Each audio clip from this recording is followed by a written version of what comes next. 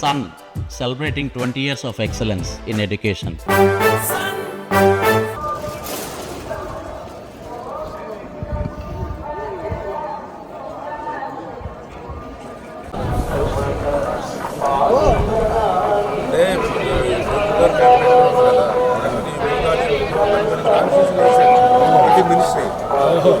నేను మొత్తంగా క్లియర్ అయిపోయిందంటే కాలినడకదే అలాగే 2 రోజులు ఇన్ఫర్మేషన్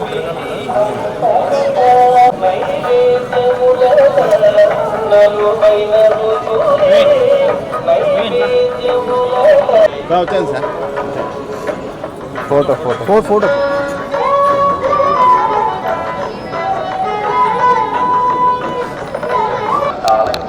కలియుగ దైవం వెంకటేశ్వర స్వామి వారి యొక్క ఆశీస్సులతో ప్రజలందరి యొక్క ఆశీస్సులతోటి వచ్చినటువంటి తెలుగుదేశం జనసేన బీజేపీ కూటమి ప్రభుత్వం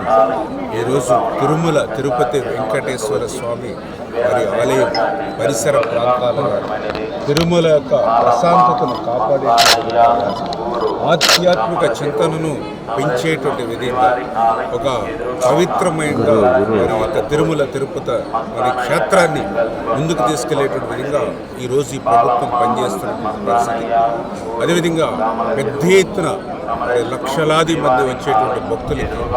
ఏ విధమైనటువంటి ఇబ్బందులు సమస్యలు లేకుండా వాళ్ళకి కావలసినటువంటి అన్ని వసతులను కూడా మరి పూర్తి స్థాయిలో ఈ ప్రభుత్వం మరి అధికారులు దృష్టి సారించి మరి ఆ యొక్క భక్తులకు అన్ని సౌకర్యాలు కూడా ఏర్పాటు చేసే విషయంలో కూడా మరి ప్రజల నుంచి కానీ భక్తుల నుంచి కూడా మంచి స్పందన అన్నప్రసాదాల దగ్గర నుంచి ఉచిత అన్నదానం దగ్గర నుంచి మరి ఇక్కడ కౌంటర్ల దగ్గర అందించే వసతుల దగ్గర నుంచి అన్నిటి నుంచి కూడా ప్రజల నుంచి కూడా ఒక మంచి భావన ఈ ప్రభుత్వం వచ్చిన తర్వాత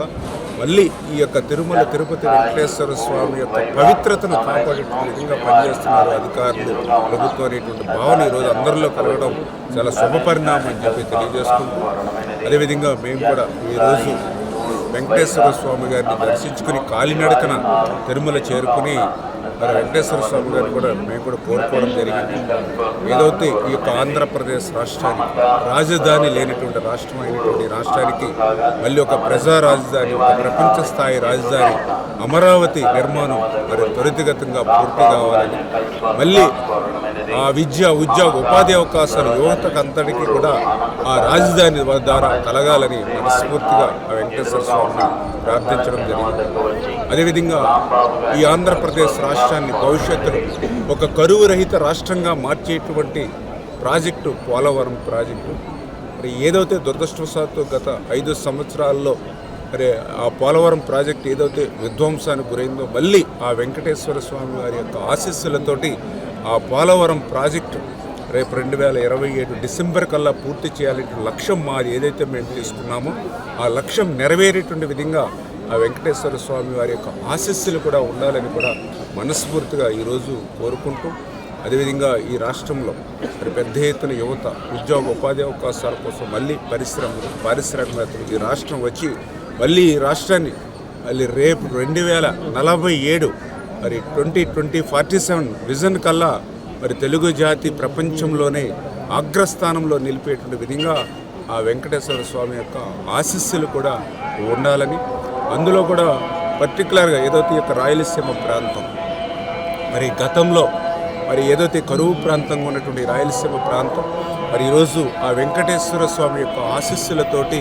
మరి ఒక హంద్రీనివ, ఒక గాలేరు నగరి, ఒక తెలుగు గంగ, ఒక హెచ్ఎల్సి, ఒక ఎల్ఎల్సి, ఒక కేసీ కెనాల్, ఇట్లా